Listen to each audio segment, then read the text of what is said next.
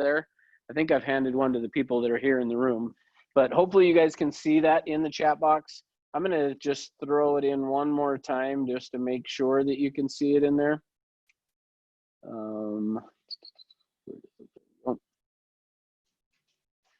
All right, so hopefully you can get that and get it downloaded. If for some reason it's not there, you can't see it or whatever, and you need me to send it to you, if you will shoot me an email, which I'm gonna throw my email address into the chat box here. If you need me to email it to you after the class, I can do that. We aren't gonna use it a whole lot. I'm gonna kind of use it as just to get you started on it. So Jordan, are you, yeah, I see a couple people saying not seeing it. Try scrolling up in the chat box to the top and see if it's there. Nobody's seeing it. Let me try adding it one more time then.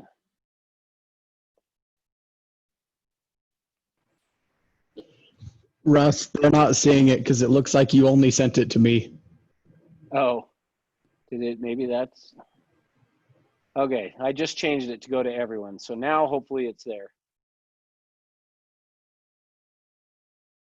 That's because you sent me a private message, Jake. So there we go. That must be why. So, okay, perfect. So hopefully you guys can see it now to download. But if not, like I said, I threw my email address in there. So the other thing, similar to what we did in the last class, if you will just put in your first and last name and the office that you're in would be appreciated in there, just so that I've got that to keep track of who was in class. All right. Well, here's what we're going to do. So we're going to talk about business planning today. Now, we're going to approach this a little bit differently than probably how you would suspect that I'm going to go about business planning, meaning I threw in the chat box a copy of the business plan so that you'll have a copy of that. The idea of today is going to be about getting you started on the business plan. So the purpose of this today, of what I'm doing and what we're going to talk about today, is not, we're not going to go through and talk about every single little bit of the business plan, but we are going to go through and hit on pieces of it. But the idea of today is to get you started on it. So we talked about in the foundation class this morning, for those that were there and for those who have attended in the past, you'll remember some of this. But what we're going to be talking about and hitting on today is how to get this business plan put together in a way that is going to help you actually be able to accomplish and do those things that we have talked about. So here's where I'm going to start with, though, is I want to make sure that you guys understand one key piece on this, and that is that every one of you are exceptional people. So let's just start with that. Every one of you is an exceptional person, but you are not an exception to the rules of success. So just keep in mind that as exceptional as you are as a person, you are not an exception to the rules of success. See, this universe that we live in is awesome because it has just kind of set rules and things that if we understand them, then they will work to our favor. Let me give you an idea of what I mean. If you went back in time prior to the Wright brothers, people would say that human beings were not supposed to fly, and the proof of that is that because we don't have wings, and that if we were supposed to fly, we would have been given wings that would have allowed us to do that. Well, as you know, fast forwarding now in time, past the Wright brothers till today, you know as well as I do that it is possible for us to fly. Well, what creates the possibility of us being able to fly is the fact of understanding the laws of physics and understanding how gravity works, and that if what you do is create a scenario to use gravity to your favor, you can then create an airplane that now allows you to fly. See, so we are not an exception to the rules of the game. And so if we want to be successful in the business, where this all starts is we have got to have a business plan. Many, many agents will go about a career not having a business plan. So this is where I want to start with. Now, how many of you, either by a show of hands or throw in the chat box, however you want to let me know, have read the book, Rich Dad, Poor Dad? So in the room that I'm in, I'm seeing no hands. How about online? Either unmute or do a raise your hand kind of a thing, whatever. So Sunshine says she have, Andrew says he has. Okay, good. So hopefully you guys can help me a little bit on this then. So James says no. Okay. So here's what we're going to do is I'm going to show you some of what came out of that book of Rich Dad Poor Dad, because that book was, in fact, so remember I said I was going to give you a few books to read, and that's another one that I would recommend that you should add to your list of books to read is Rich Dad Poor Dad by Robert Kiyosaki. Now, here's what he talks about in that though, is he talks about a cash flow quadrant. And so we're going to go through and talk about the cash flow quadrant, and I'm going to show you how this relates to real estate and how you need to use it in relation to your business in real estate. So the first thing that he talks about in this cash flow quadrant is that he says, in fact, actually, let me give you a little bit of more background on the book. Robert Kiyosaki grew up in Hawaii, and in the book, so the name of the book is Rich Dad Poor Dad. In his mind, he had two examples in his life. One was his father, who was a school teacher, who he refers to as his poor dad. And the other was his best friend's dad, who was a wealthy businessman, and he refers to him as his rich dad. So he basically is saying he grew up with a rich dad and a poor dad, and he learned lessons from both of them. But specifically, what he learned from his quote unquote rich dad was this, is that there is a cash flow quadrant. And the first section of this cash flow quadrant is what you would call being an employee.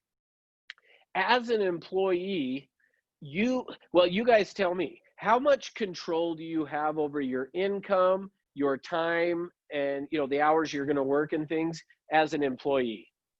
Minimal. Yeah, minimal time, right?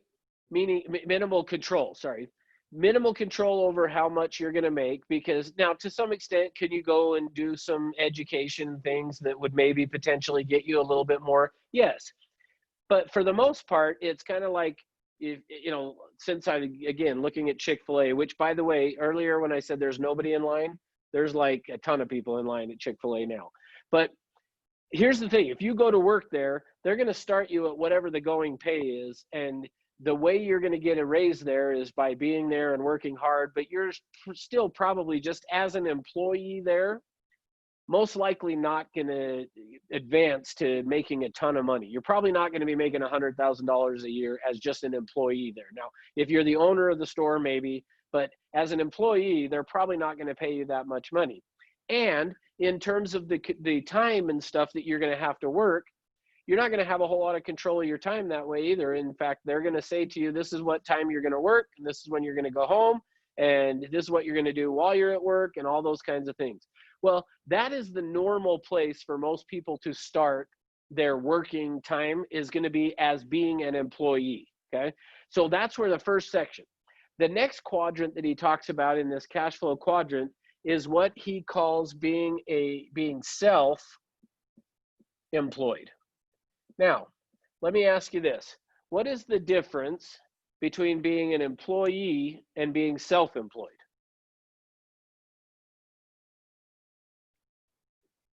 Self-disciplined. No cap on what you can earn. Okay, self-discipline, no cap. What'd you say, Philip? A lot more decision power. Okay, good. Yeah, all of those things are true. Now, what he talks about is most people will start out as an employee, and then over time, some will move into this quadrant of being self-employed.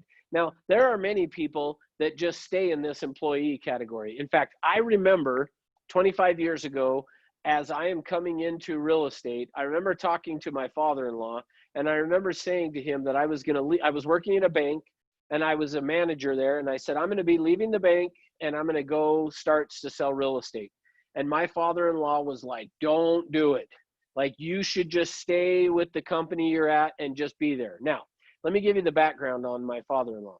At that point, he worked for Kentucky Fried Chicken, and he had worked out in their warehouse, and he started as a teenager working at Kentucky Fried Chicken. And what his job was to clean the toilets in the warehouse. And he went from that to becoming like a stalker in the shelf, not stalker, that sounds weird. Stalker, but without the L, it's like he was stocking shelves at the warehouse.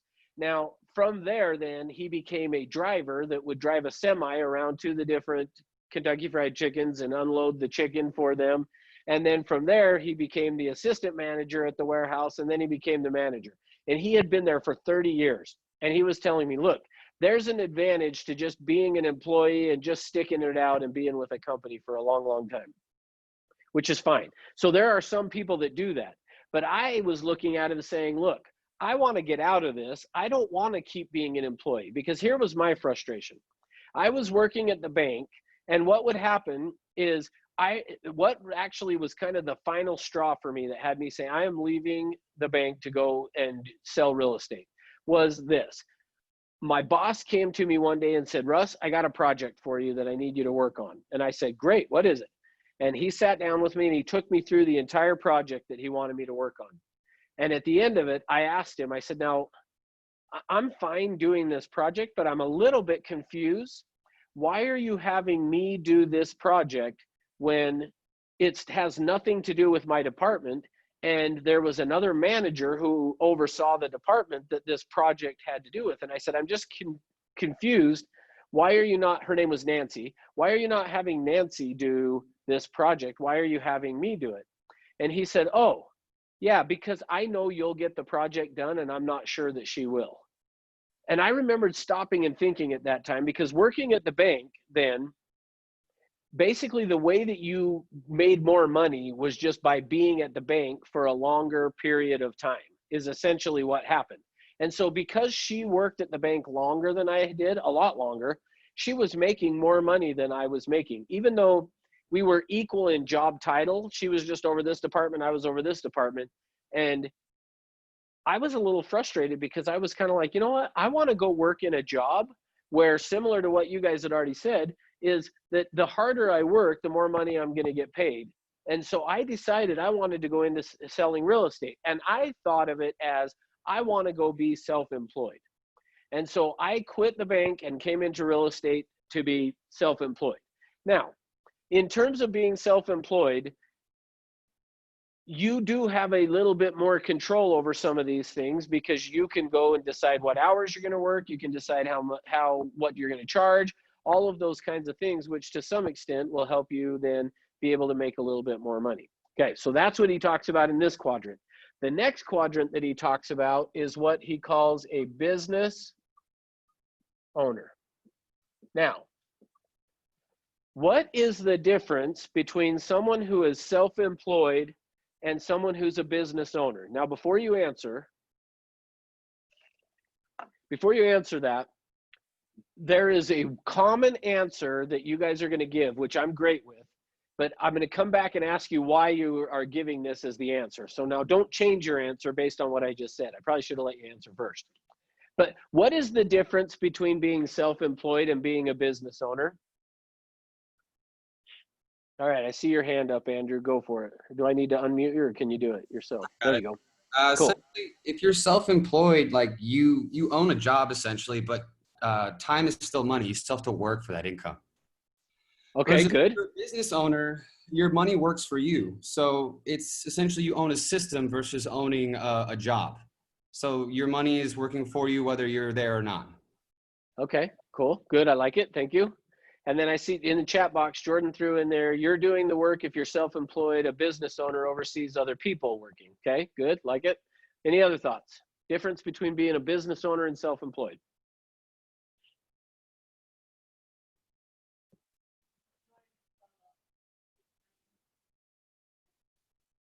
Okay, good. So Anna's saying you're in control of your time and your finances. Good. Yeah. Now, let me ask you a question. Here's what's interesting, is typically the answer that I get is similar to what Jordan said down here, which is that when you're self-employed, you work for yourself, basically.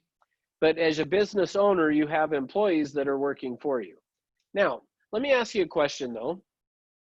What really is the person who is the business owner is really what?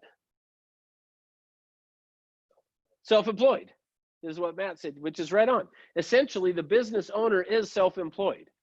So let me ask you again, and I'm going to ask it two different ways, but I'm really asking the same thing.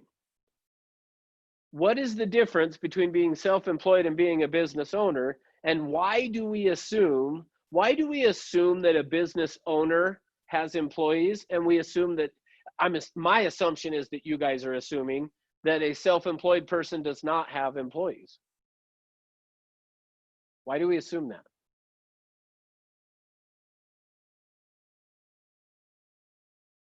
Any thoughts? Bueller? He's sick. Bueller's sick.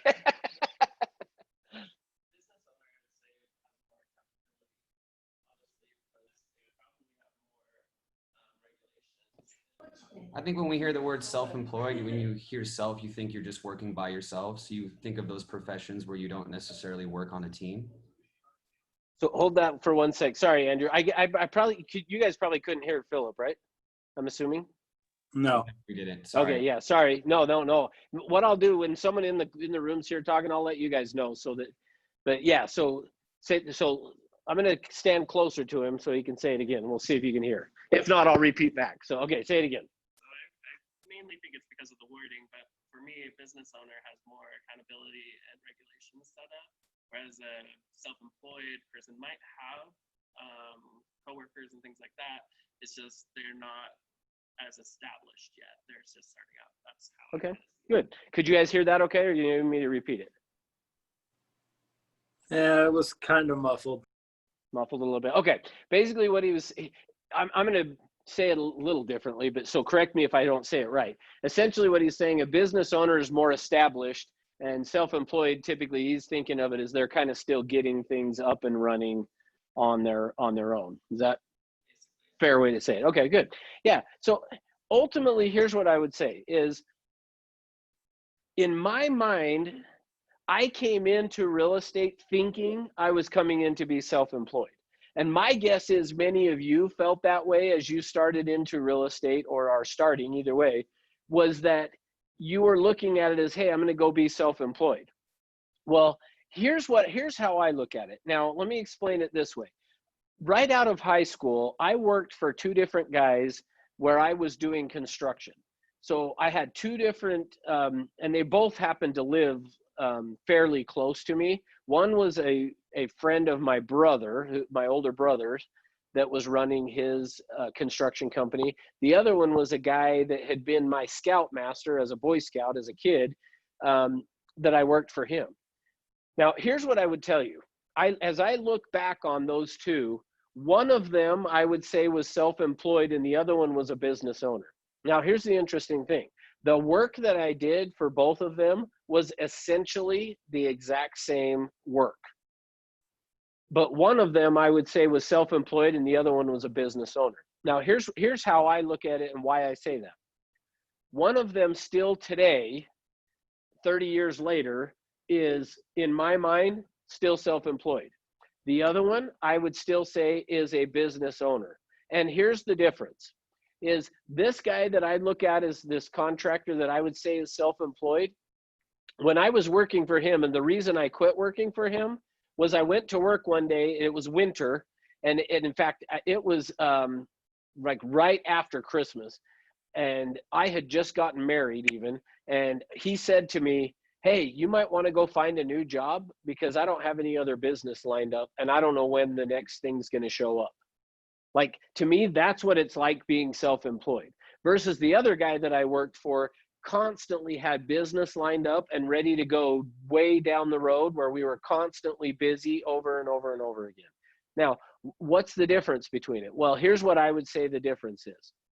One had a business plan. The other one was just flying by the seat of his pants. And unfortunately, most real estate agents, I don't care how long they have been in the business, fall into this self-employed category. Well, my objective for you guys today, as I'm teaching you guys today, is I want you to not fall into this self-employed category. So from today forward, do not think of yourself, don't use the words even that you are self-employed. From today forward, I want you to use you're a business owner. Because in my mind, you are a business owner, you are not self-employed. Okay, so from today forward, you are a business owner. And the difference, I think the reason why, when I asked you the question, why do we assume that a business owner has employees? The reason we assume that, and I think it goes along the lines of what Philip was saying, is to some extent it is because we assume the business owner is successful. And because they're successful, we assume they've got employees that are working for them, versus we tend to think of the self-employed, and I'm not trying to be disrespectful to anyone, but we tend to think of those as kind of the trade worker, like me, when I was saying I was doing construction. A lot of times we think about those type of people as being self-employed because they kind of just do enough to get by and support their family, kind of a thing. Typically, the ones who are really successful, then we look at them as being a business owner. Like, let me give you another example of that. I have a cousin who is a plumber that, again, I would say he falls into this self-employed category. I've got another guy that I have referred people to as a real estate agent, that I've referred people to, that whenever they need plumbing stuff done, that I refer to this guy. And the reason is he I would say, is a business owner, meaning he does have employees. But part of the reason he does is because he runs it like a business, not like a self-employed person. And again, not trying to beat up on my cousin at all, but I would look at it and say, he's running his business like a self-employed, not a business owner. How do you want to run your real estate career? Are you going to run it as a business owner, or are you going to run it as a self-employed person? Because if you're running it like a self-employed person, you are probably going to be in that scenario where you're not having a extra cash flow type of a thing. But if you want to, which is why you're here, I'm assuming, is I'm going to teach you how to do that today. So from today forward, never think of yourself again as a self-employed person. You are now a business owner. You are creating a business, and business owners have a business plan. See, imagine if I was Tim Cook, who is the CEO of Apple, and you guys were the board of directors, and I showed up to the board of directors meeting and I said, hey guys, with COVID and everything, we kind of have to throw our business plan out, and we're not going to worry about a new business plan. In fact, who knows how long this might last. So as a result of that, we're not really going to have a business plan. How long would I have my job? Yeah, see, Philip fired me already. Like, I'm already been fired, right? Because Security. Go ahead, Dan. I said security, call security. Yeah, right? Call security. Get him out of here right now. See, think of it that way for yourself. If you don't have a business plan, Jordan put in the chat box, fired on the spot. If you don't have a business plan, you should be fired on the spot as well. And to some extent, you will kind of are firing yourself every day if you don't have one. All right, so the last area, the last quadrant that he talks about is what we would call an investor. What is the difference between being a business owner and being an investor?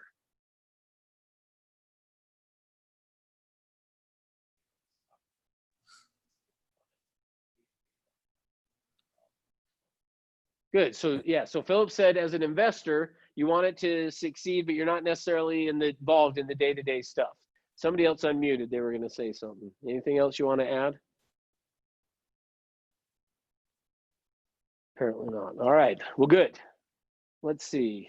Sunshine says multiple streams of income. Good. I like that too. Typically, an investor is going to do that. And let's see. Jordan says investor I see as a buyer / seller. Good. Okay. So here's the thing. From today forward, I want you thinking of yourself as you're a business owner. You're not self-employed. The reason you're now a business owner is you're going to have systems, tools, and strategies in place. And one of those being a business plan. Now, we talked about this morning the 6 principles of our foundation. Number 2 being a business plan, having a goals and a plan. Well, part of what I want your plan to be is that you are going to become an investor. That's what you should be doing, is you should be planning today that I am going to become an investor. So the idea of this, of I'm a business owner, part of what we're going to do as we put together this business plan is we're also going to put together the plan for you to be transitioning from being a business owner into being the investor. Now, we have a number of agents in our company who have done this, and they continue to sell real estate, but really they're making their money more as an investor, even though they are still in the real estate arena and selling real estate. So keep in mind, this is something that we teach and that we have many agents that are doing. So I want to share with you actually an experience of one of our agents from 2 years ago. Okay. So 2 years ago, we have an agent in our company. His name's Phil Harvey, and he decided, not Paul Harvey, Phil Harvey. So it's not the famous Paul Harvey. I don't even think they're related, but Phil Harvey. So Phil, and actually, let me even go back from that. Let me go back to, and I don't think he would have a problem with me sharing this with you. If you go back to 2008, 2009, the real estate market crashes, the economy's in the tank. He actually ended up basically losing everything that he had. Well, so starting in 2010, so from 2010 to 2018, so basically an 8-year time period, he went from basically having nothing to, in 2018 in the summer, he had decided, him and his wife, that they had set a goal that they wanted to reach, that they had reached, which was an amount of passive income. So he had passive income coming in somewhere in the neighborhood of $23,000 a month off of his investments. Well, him and his wife had set this goal of, once they hit that what they were going to do is go buy an RV, and they were going to pull their kids out of school. He has some younger kids. So his kids, I think his oldest was like 12 at the time. So he pulls the kids out of school. This is in July of 2018. They jump into an RV and they decided they are going to travel the United States, and they homeschooled their kids for that 1 year and decided they were going to actually take them around the country to show them history rather than have them learn about it in school. So they rent this, or not rent, they went and bought an RV, and then they spent a year, so about a year ago from right now, it was either July or August last year that they got back. They went and spent a year living in their RV, traveling the United States, some vacation time, but also just teaching their kids. See, he was able to do that because he has built investments that would net him a positive cash flow of $23,000 a month. Well, as I said, he's still selling real estate. He's still buying houses and fixing them up and selling them, but he has purchased enough properties, fixed them up and held on to them. He's fixed them up and sold them and then held on to money to use towards purchasing, to where he's got a positive cash flow coming in of $23,000 a month. Well, that put him in a position that he can afford to take off for a year and not have to work at all if he didn't want to. Now, he continued to buy and sell real estate as he was doing that. But here's the thing. Your objective should not be to stay in this business owner category forever. Now, some of you might like it and want to continue to do that, but ultimately we want to become the investor along the way. So I'm going to start now to talk to you about that. But just real quick, since he wrote this book, Rich Dad, Poor Dad, he's added now a 5th thing to this quadrant, which is to becoming a philanthropist would be the next idea of after being an investor. The idea of the philanthropist is, now you've made all this money, you're going to now go give it away. Essentially, Bill Gates is a philanthropist now, where he's got all this money and he's going to go give it away. Although my understanding is that he's helping create these vaccines and is going to make billions off that too. I don't know. Who knows? And I don't want to get into that, so I shouldn't even have brought it up. But here's the idea. The idea is to become an investor, get enough money that you can now become that philanthropist, where what we were talking about earlier, your purpose, your vision, your why, is what you can start to say, I've got enough money now coming in off of these investments that I can afford to go and do whatever that is that you felt like was your calling or whatever in life, of how you were supposed to go and make a difference in the world. All right. So with that, we're going to now get into, how do you do this? How do we become the investor? Okay. So here's how we're going to do it. So I'm going to erase this. Now you'll notice on your business plan that, and don't fill anything out yet, but on this business plan, you'll see it's got the blank line and it says business plan for, and then it's got, you can put in the whatever for, your name for 2020. And then you'll notice number 1 on there is total commissions earned, and it's got a blank line that you can fill in a dollar amount. Okay. Now, don't fill in the dollar amount then that you're going to thinking you want to put in right there, because it may change. Okay. Now here's how I'm going to show you how to go through and do this. This is the process you want to do in order to make sure that you're going to earn the income that you're wanting to earn. Okay. So you'll notice on there, it's got a spot for that, but we're not going to fill it in yet. So the first thing that you need to do is this. Before you fill that out, we've got to know how much money do you need on a monthly basis. So what is your monthly expenses that you just absolutely have to have? Now, don't answer that for me, but what you need to do is you need to calculate and figure out how much money do you need just on a monthly basis to pay your house payment or rent or car payment or lease or food. How much do you need for utilities? All those kinds of things. That's the first number we want to get filled in to right there. Okay. Now, the next thing that we want to do is and this is not in any type of an order. This is kind of just how I'm thinking of it as we're going to put it up there. So I'm going to list a number of things, and they're not necessarily, you don't have to do it in this order. But the next thing is, what debt do you have that you want to eliminate? So how much do you have in debt that you want to eliminate in the next year? So we're going to approach this as if you're putting together a business plan for the next 12 months, okay?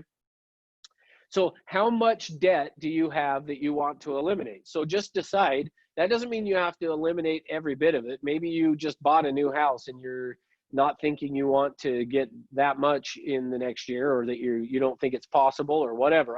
However you're thinking, just decide, what debts do you have that you want to get paid off in the next year? And is it a credit card? Is it school loans? Is it a furniture account?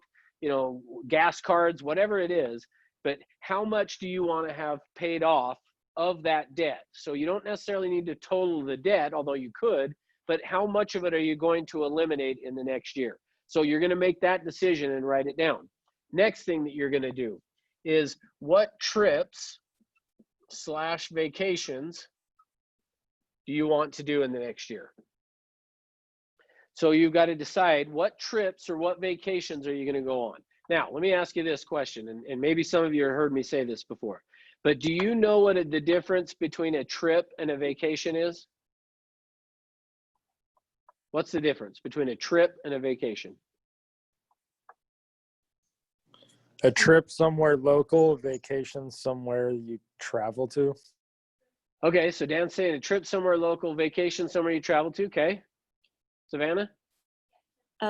You can work on your trip, but on a vacation, you typically want to not work for your mental health, and you just want to take a break. Okay, good. Like that. Anna, go ahead. Okay, so Anna's saying a trip is shorter term, a vacation is going to be a little longer. And what did you say, Philip?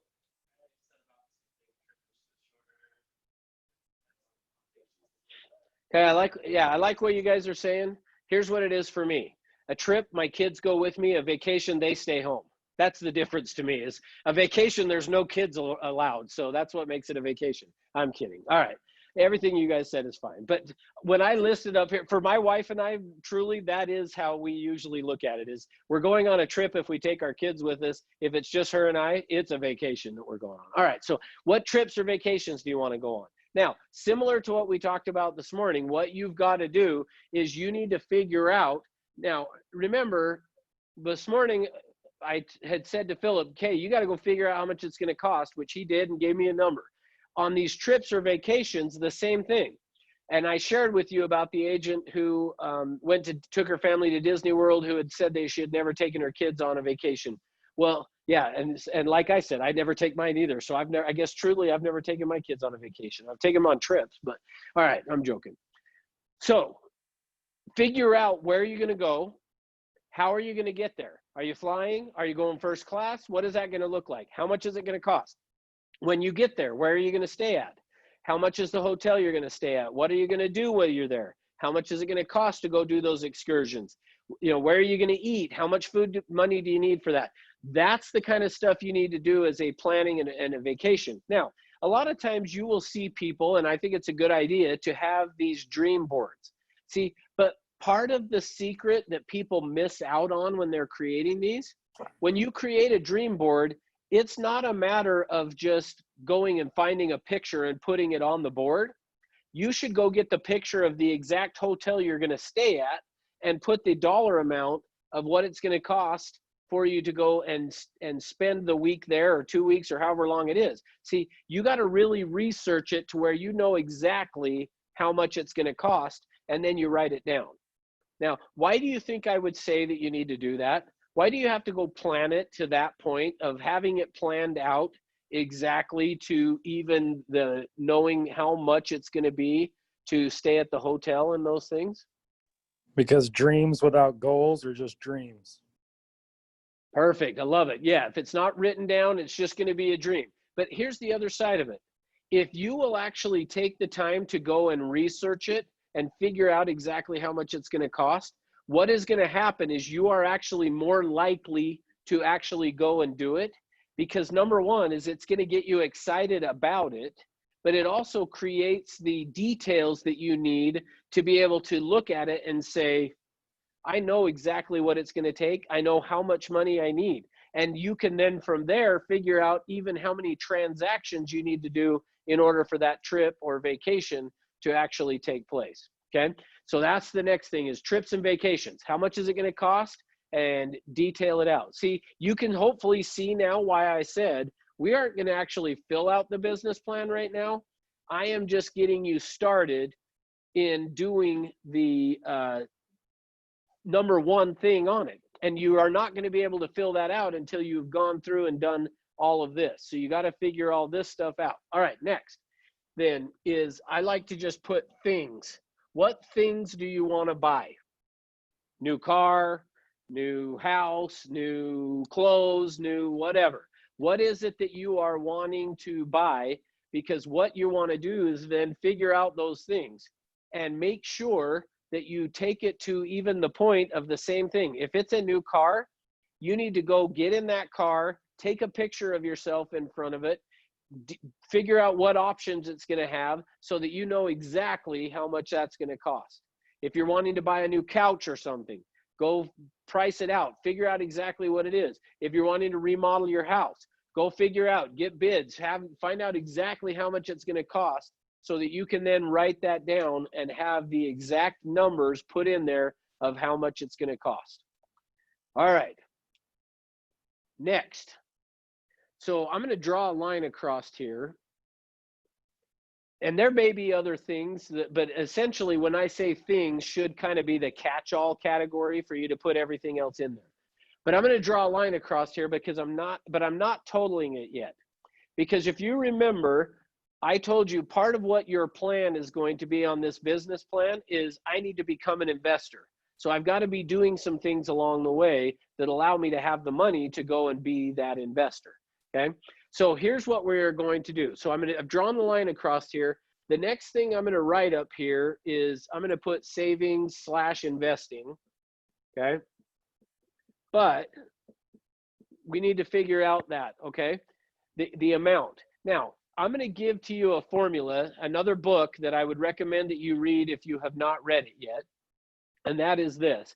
The name of the book it was written by Og Mandino. And the name of the book is The Richest Man in Babylon. Another very thin book. You could read through it in a couple of days, but really, really good information in there. So The Richest Man in Babylon, written by Og Mandino. Okay. Now, in that book, he says something like this. We need to learn to live off of 70% of our income. Now, this is going to be a little bit different for us because, again, that book is written for the most part for people who would fall into the employee category, and that's not us, right? We're not an employee. We are a business owner. We're not self-employed. We're business owners. As the business owner, I need to learn how to then live off of 70% of my income. So here's part of what you need to do is you need to take this, all of this, your monthly outgo, any debts that you want to eliminate, trips and vacations you want to go on, the things you want to buy. all of those things added together should equate to 70% of your income.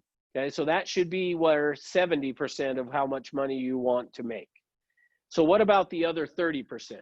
So the other 30% should fall down into this general area here, sort of. Now, not all 30 of it's going to go there. But in that book, what he recommends is this. So you've got 70% of your income is going to be here. Let me give you the breakdown of this 30. 10% of your this 30% should go to some type of a charity. So you should be donating 10% to some type of a charity. So you decide what that is, whether it's United Way, what are some other ones that are out there? That we talked about Tim Ballard and that Operation Underground Railroad. You could donate to that. Some church that you want to donate it to. Like, you can decide United Way, you know, just any of those types of things. Find a charity that you want to be involved in, that you want to donate to, and 10% should be that. So the idea of it being that you should be trying to give back to the community around you, essentially, I guess, is basically what he's saying. The other 10% should go to passive investing. What would be passive investing? And I don't need specifics, but just kind of in general, what would be passive investing? What would that mean? Is what? Vacation Rentals? Okay. home. Yeah. Or vacation rental, I mean. Okay, but possibly a vacation rental. Okay. I actually would think, for me, I'm thinking those rental properties actually would not fall into passive. Those, the other 10%, so let me give it to you, because I think those fall into the active investing. So what would be, so those I think are active investing. What would be passive? So Sunshine typed in here gold, Jordan said stocks, good. Yeah, and actually, so Anna said just putting money into a savings account at a bank, which again, not a huge return, but that's okay. Because part of what we want to do with this passive, when we're putting in the stocks or mutual funds or bonds, those type of things, if we put money into stocks or bonds, those type of, or mutual funds, why would we want to do that? Why would he recommend we put 10% into those type of things? Say it again, Philip. Okay, you get some money back for not good. There's more to it than that. You're right on. That's part of it. Why else? Well, let me ask it to you this way. More security? Okay, maybe more security to some extent, yeah, potentially. But even with which, all these things are right. I'm not saying they're not wrong, that they're wrong, but there's a bigger reason we want to do it. And let me ask it this way. How, when we help somebody buy a home, a lot of the time, and I might even say the majority of the time, those people are getting a loan to buy a house. Where does that money come from that they get a loan to buy a house? Yeah, so Matt said the bank. So essentially, it's the passive, the money that people have given to somebody else to manage for them is where that money comes from. So part of why we want to be doing some passive investing is what he says is remember I said part of donating to a charity is your way of giving back to your community. Well, the other thing of doing the passive investing is helping people to be able to go to the bank and get money to get loans to start other businesses, to make sure that they can buy houses. All of those kinds of things are going to play into it. And so that's part of why we want to do the passive investing, is we're doing our part to help keep the economy going. I mean, in essence, the whole idea, whether you agree or disagree with it, but when the government sent all the adults, people throughout the country, $1,250 or however much it was, the idea of that was to keep our economy going. See, that's the idea of passive investing, is us doing our part to help keep the economy rolling. Well, now the 10% then for active investing is where we would be talking about going and buying an investment property that we're going to hold on to, or buying an investment property that we're going to fix it up and then flip it and sell to someone else. That's a lot of what we are trying to do in this active. So the active investing, typically, most of the people that I know that are in that investor category, now this is going to vary a little bit, but typically they want to see at least a 10% return on their money in terms of them doing some active investing. Well, passive investing, you're probably not getting quite that kind of a return. Now, depending on what the stock market does or whatever, you might.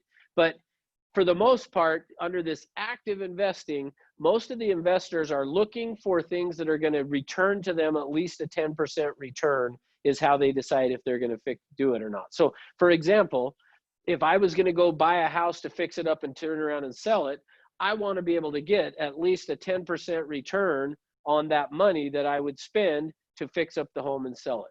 So, which, let me pause for a minute.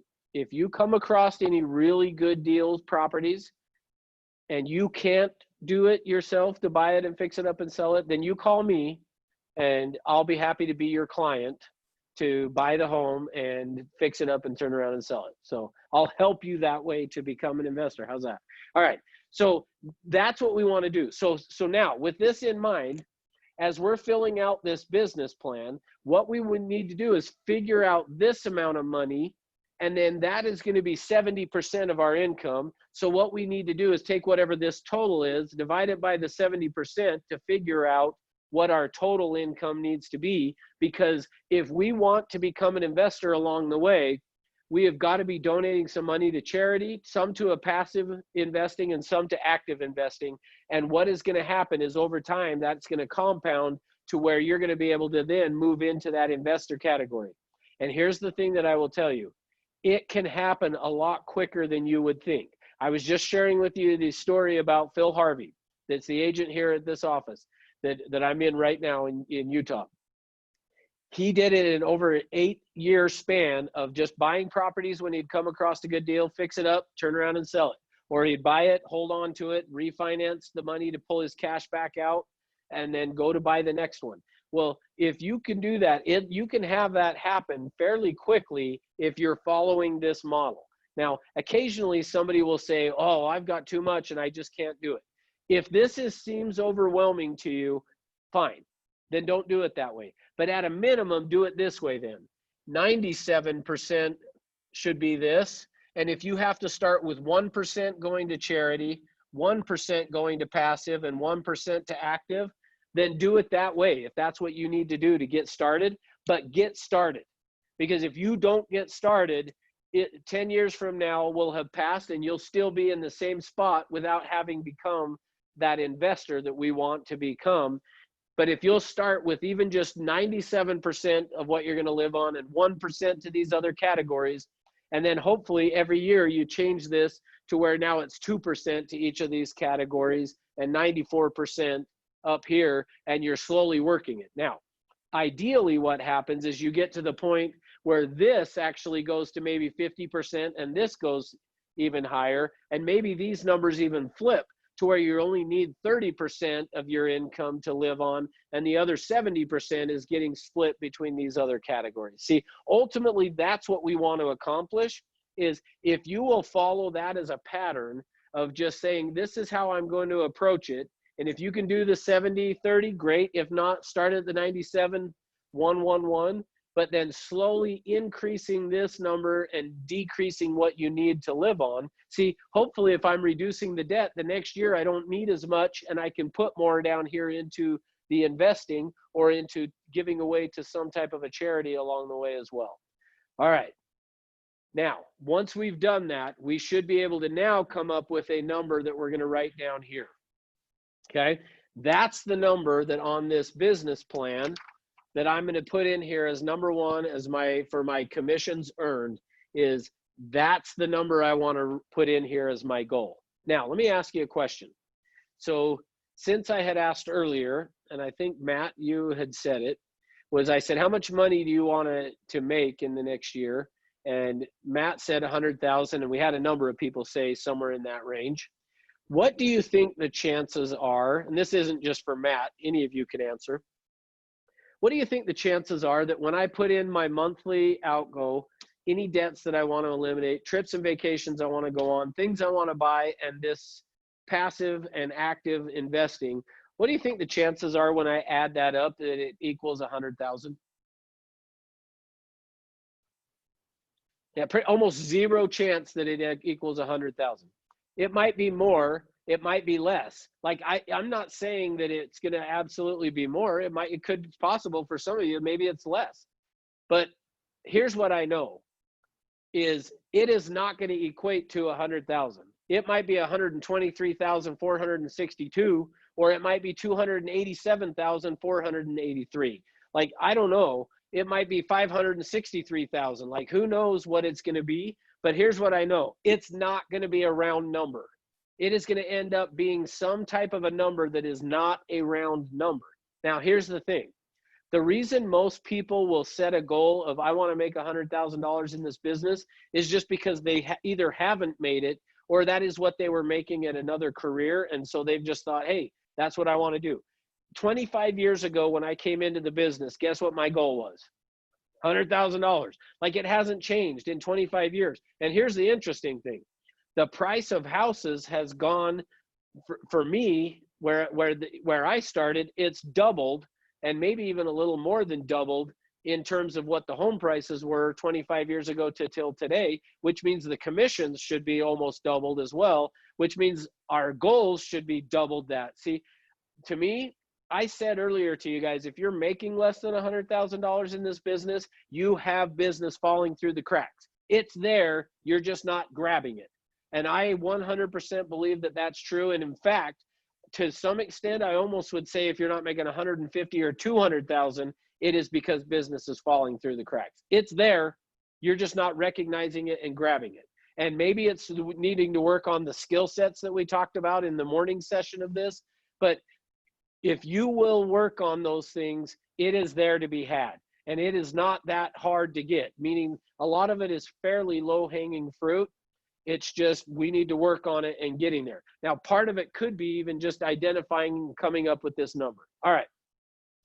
One other thing that I want to hit on, and then we're going to go quickly through this business plan, is to get you going on it. Now, so hopefully you guys have gotten this. I'm going to erase it. So if you didn't, you better stop me fast, but it's probably too late. So nice try to stop me. Okay. All right, here's the next thing that I want to talk about. Now, on our way to achieving these goals, if I were here so having some people from California on this is going to be helpful, but and maybe some of you guys from Utah will know this, but I'm drawing a picture of something up here. And I told you I failed art class, so if you don't know what it is, that's okay. Can you guys tell what this is that I drew? What is it? Okay, good. Yeah. Yeah, perfect. Thank you. So yeah, Philip and Savannah at the same time said, it's a sailboat. Yes, what I just drew up here is a sailboat. And if I were sitting in this sailboat here at point A, and I wanted to sail over here to point B. So I'm in a sailboat. I want to get from point A to point B in this sailboat. However, the wind is blowing this direction. So here's the question for you. If the wind is blowing in that direction and I'm sitting right here in point A, can I get from point A to point B in this sailboat without using an oar or without a motor, like relying only on the wind? No. Okay, I have one no. Anyone else? So Philip says yes. Tushawn says yes. So I've got 2 no's, 2 yeses. What about the rest of you? Can I do it? Jake, you unmuted. I'm not 100% sure, but I'm pretty sure there is a method because sailors used to use it. Good. There is a method. So yeah, Philip just said you just can't go in a straight line, and that's exactly right. So if I'm in a sailboat here at point A and I want to get to point B, I can do it in a sailboat relying on nothing but the wind. Now, here's how I'm going to do it, is I'm going to use a term which is called tacking. So what I'm going to have to do is in the sailboat, I'm going to have to tack. Now, tacking is going to look like this. I'm first going to go off this direction. Then I'm going to turn and go back this direction. Then I'm going to turn and head back this direction and end up at point B. Now, here's the thing though. When I do that, if I jump in the sailboat and somebody looks at it and doesn't understand this thing of tacking, you would look at it and say, as soon as they start to sail off, you would look at it and go, yep, it's not going to work. See, with the wind blowing that direction, you can't go straight to get to point B because it looks like I'm off track. Then they turn and they head back this way and they're still going to go, yep, see, you can't do it because you're off track. You're like nowhere even close. And then I turn and head back this way and all of a sudden, boom, I'm at point B. See, I can do it, but it is through this thing called tacking. Now, here's the interesting thing. Watch this, and you'll see why I'm doing this in just a second. So now let me come back and ask you this. To the uninitiated about sailing would look at it and say, if I'm sitting here and the wind is blowing in this direction, I would not be able to get there. But to the person who knows what they're doing, they say, yes, I can do it. I just can't do it in a straight line. I'm going to have to use this thing called tacking in order to get there. Well, as I start doing this, it looks like I'm off track and then I'm off course most of the way. And then all of a sudden we're there. Well, this is what is going to potentially look like some of your goals and things that you set is you are going to go and prospect. Now, some of you may have already experienced this. You get on the phone and you start prospecting, you call and you call and you call and you call. You call and you call and you call. And then you go home and your significant other says to you, did you sell a house today? And you say, well, no, I didn't, but I made 50 contacts today. And to them, it looks like what? You're off track. And then the next day you go and you call and you call and you call and you call and you go home and they say, did you get any appointments today? Or excuse me, did you sell a house today? No, but I made a bunch of contacts and I did get an appointment. Oh, well, that's good. But when are you going to sell a house? And so you go and do more calls and more calls and more calls and more calls. And they keep, and even to you, it might feel like I'm off track. But if you will keep doing it, it is going to start to line up and happen. Now, the unfortunate thing, or fortunate, depending on how you want to look at it, it doesn't always happen as fast as you would like it to happen. But I will tell you this, if you will follow the process of the things that I'm going to talk about and that we have talked about already, you can get there and you can make it happen. Now, watch this though. If I'm sitting in the sailboat here, I can get from point A to point B regardless of where the wind is blowing. What happens though if I'm sitting in there in the sailboat? Now remember, I have no oars and I have no motor. There's no wind. Now what's going to happen?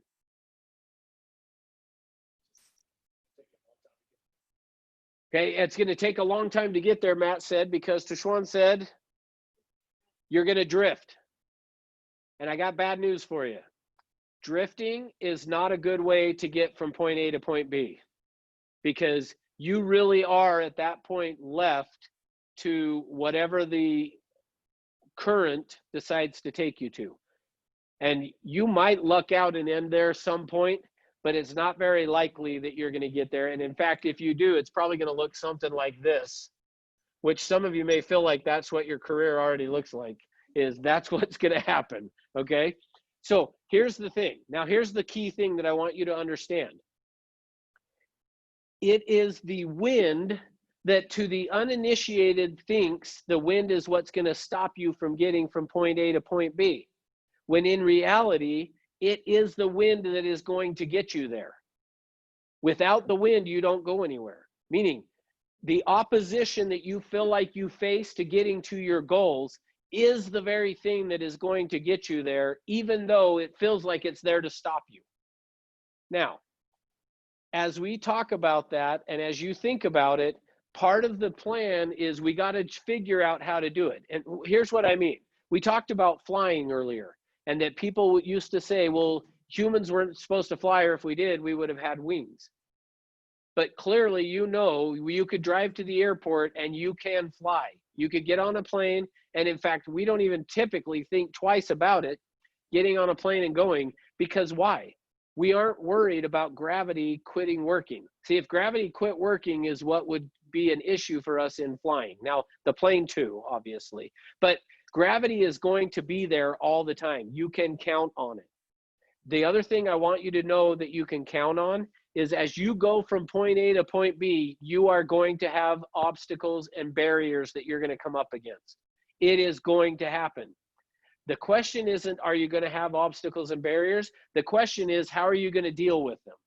Are you going to figure out how to use them to your advantage? The same as what we were just talking about with the wind, is you got to figure out, how can I use this obstacle or this barrier to help me get there, not sit down on the beach and say, I can't do it because the wind is there. See, if you sit down on the beach and say, I can't do it, you're right.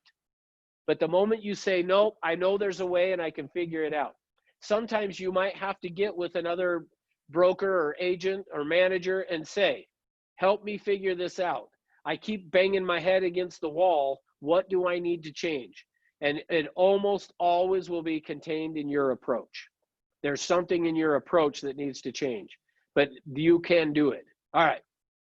Now, with any questions, comments before I go, we're going to jump into the business plan now.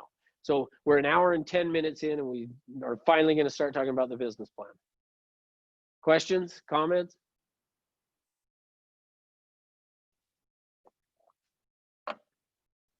All right. I'm going to take that as no then. All right. So hopefully you guys online got the business plans, were able to download it. Again, if you did not get it, if you weren't able to, I'm going to throw my email address in here again. You can email me to get a copy of it, but hopefully you're seeing it in the chat box up at the top or whatever. I think we've had a few people join. Let me just throw one more time. I'm going to throw it in there.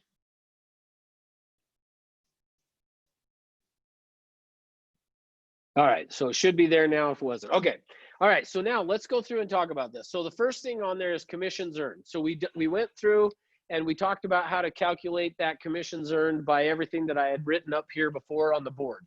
So I'm gonna erase this mess here.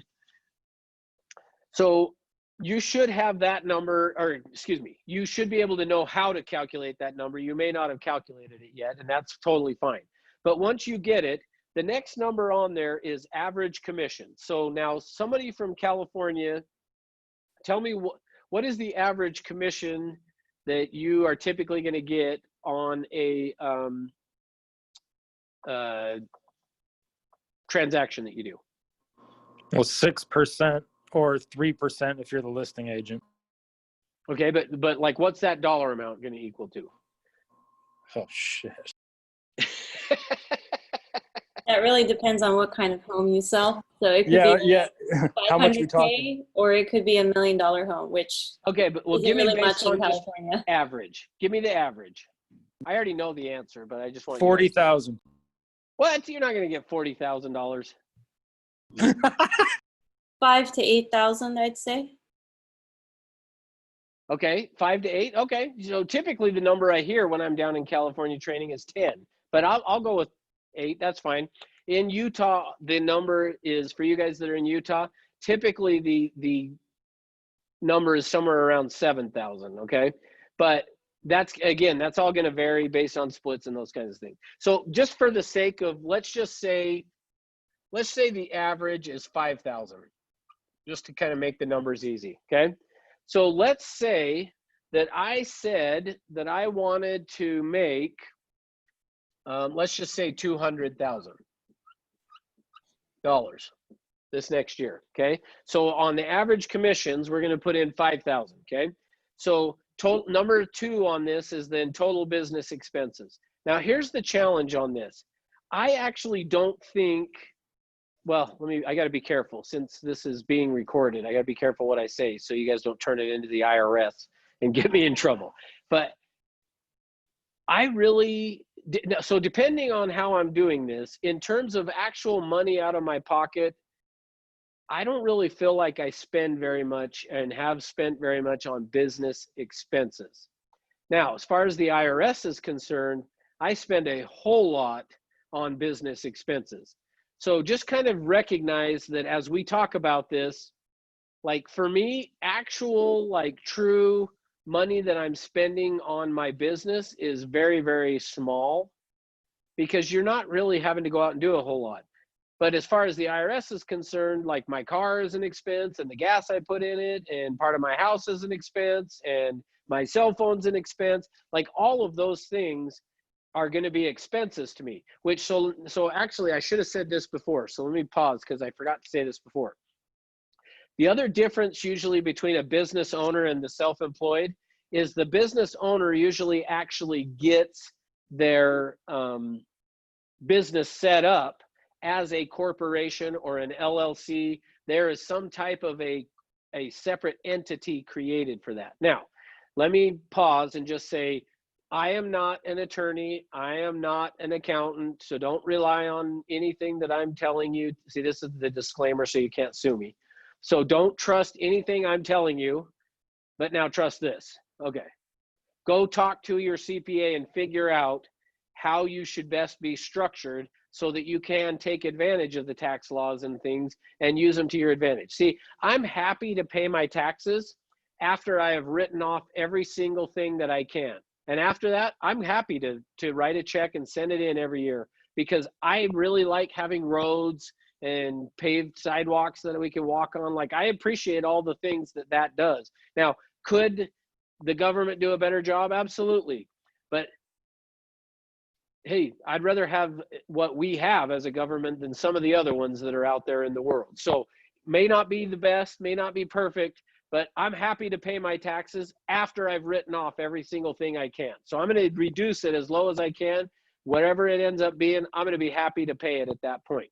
But part of how I'm going to get that reduced is by doing what I said, which is creating a separate entity that is, because the tax laws are structured to benefit them better than you as a sole proprietor, as that self-employed. Okay, so make sure you're talking to somebody and doing that.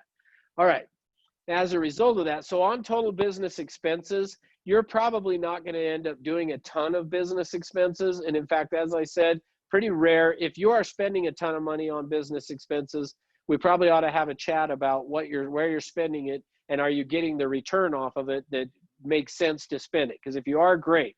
If you're not, probably doesn't make sense. All right, next, total transactions, total closed transactions. So somebody tell me, although I think I know the answer, if I'm going to make $5,000 per check and I want to make $200,000, how many transactions do I need to do in order for that to happen? 40 probably, right? So if I want to do $200,000, I need to do 40 transactions to get that to take place. So line number 3 is you're just going to take whatever your total commissions earned is, divided by the average commissions to come up with total transactions. So if I got to get 200,000, I got to do 40 transactions. Next to that, it's got buyers and sellers. Now, let me explain to this. So I'm going to spend a little more time on this top section. The rest of it, I'm going to kind of go through kind of quickly to explain to you so that you'll know how to fill it out. But of this 40 transactions, how many are going to be buyers and sellers? Well, here's my experience. Think of it this way, as being a pendulum that's swinging back and forth. What's typically going to happen for most agents? Now, this doesn't mean it's automatically going to be you, but I've been doing this for 25 years and been training agents for 15 years. And I will tell you, the majority are going to start over on this side of the pendulum being buyer heavy. Meaning, I would say, looking at this, probably 7 out of every 10 of those to begin with as a new agent are going to be buyers. So essentially, I would be saying on this one then, 28 of these are going to be buyers, and the other 12 then are going to be sellers. That's kind of what I would say to plan on. And it may even be a little bit higher on the buyer side for you to begin with. You may do mostly buyers at first. What's going to happen though is every year that you're in the business, that pendulum is going to slowly swing the other direction to where you'll do less and less buyers and more sellers.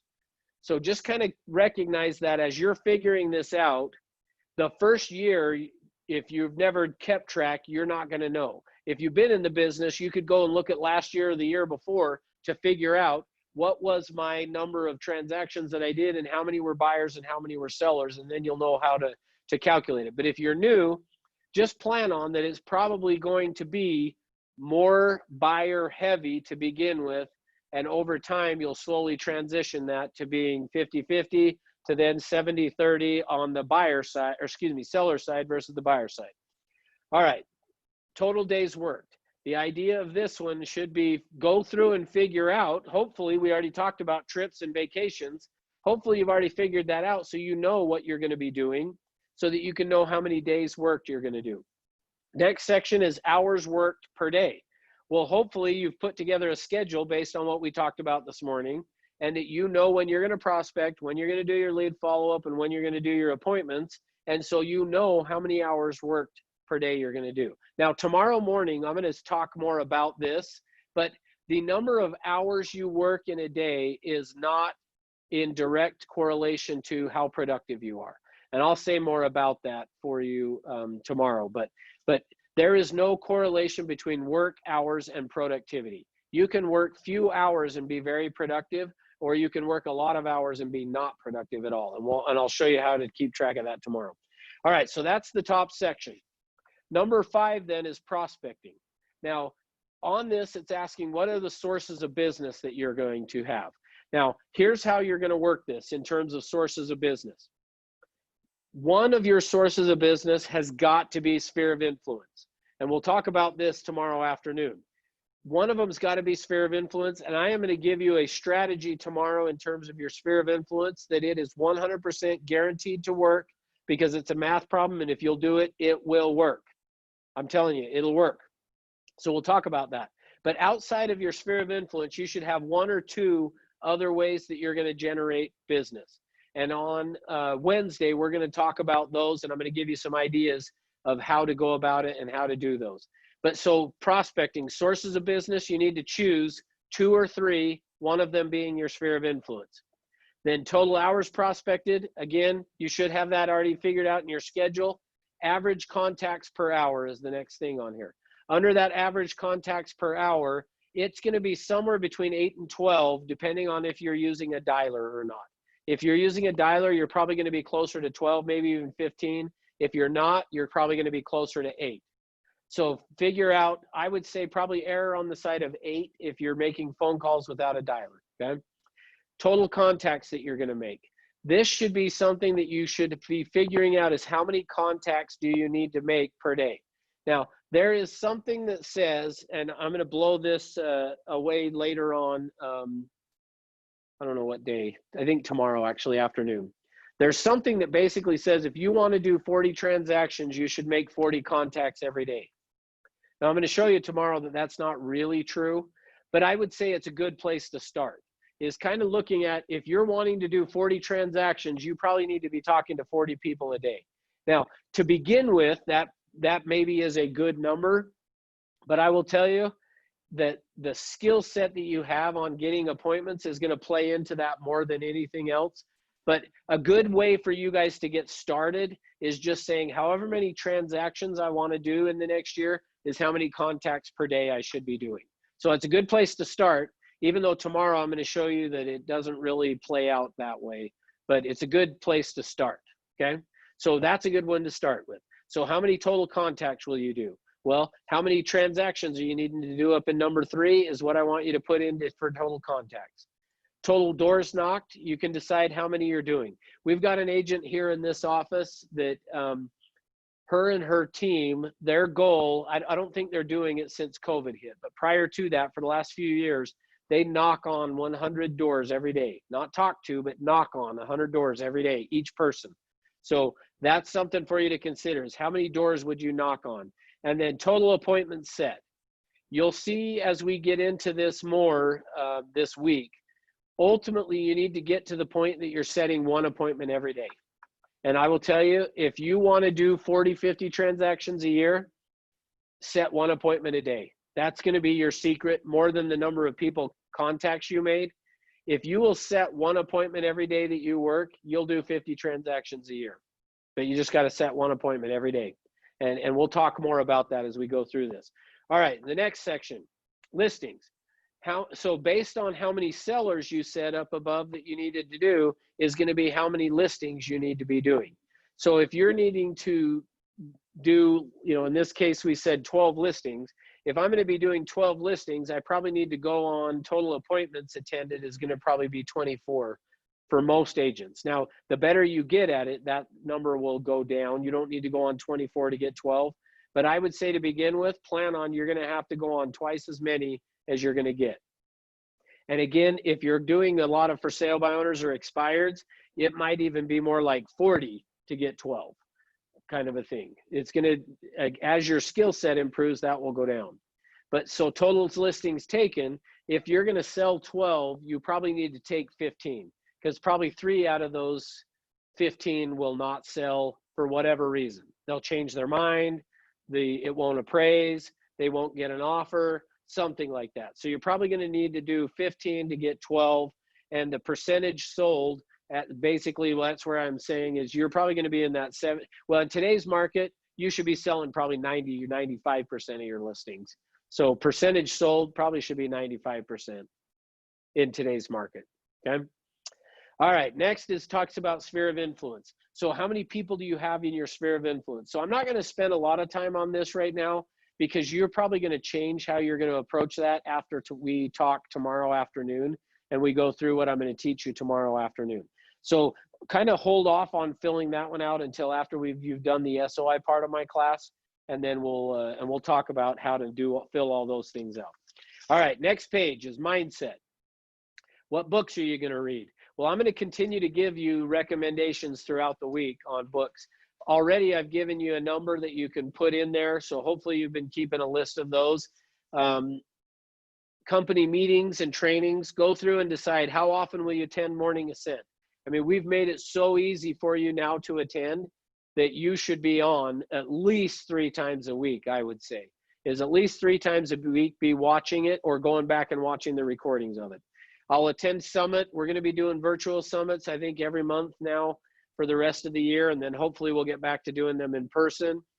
You can go through and fill out some of this other base camp systems training, new agent training, which is what we're doing this week, and then skill sets. So I gave you a list this morning of the 12 skills.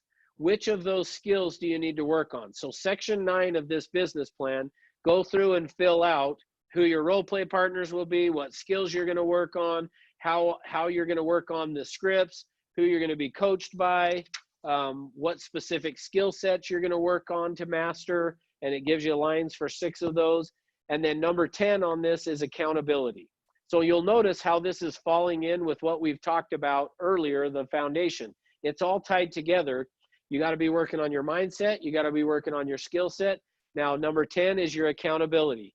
Who are you going to have as accountability partners? So decide who you're going to have that will hold you accountable to achieving all of these goals and things that you are wanting to accomplish, okay? So go through and fill out that piece on accountability. Systems and strategies. What specific systems are you going to implement?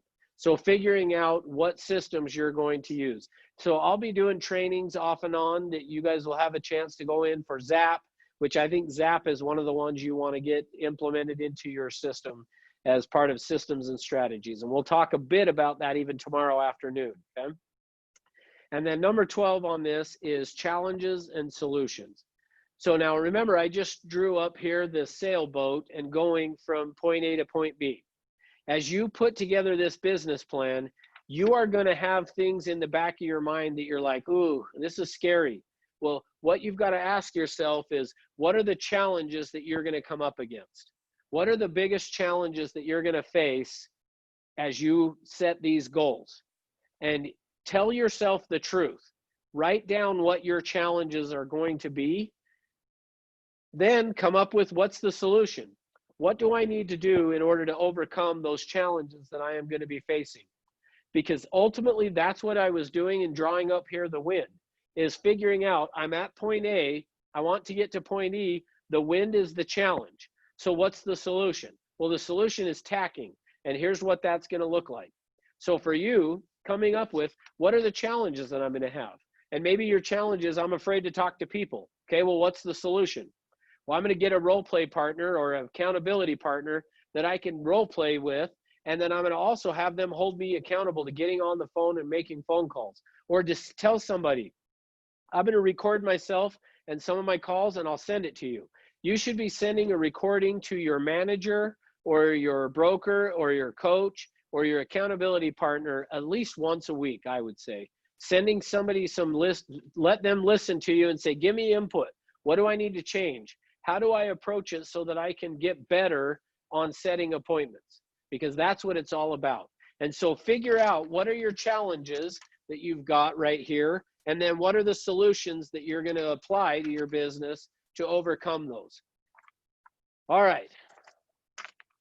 That's your assignment, is you need to, over this week, as we go through and do this, like I said, we'll talk about the prospecting and things. So I'm not expecting you to have this filled out today or even tomorrow morning, but as we go through and do the training this week, I want you to be filling this out and figuring out what's your business plan going to look like.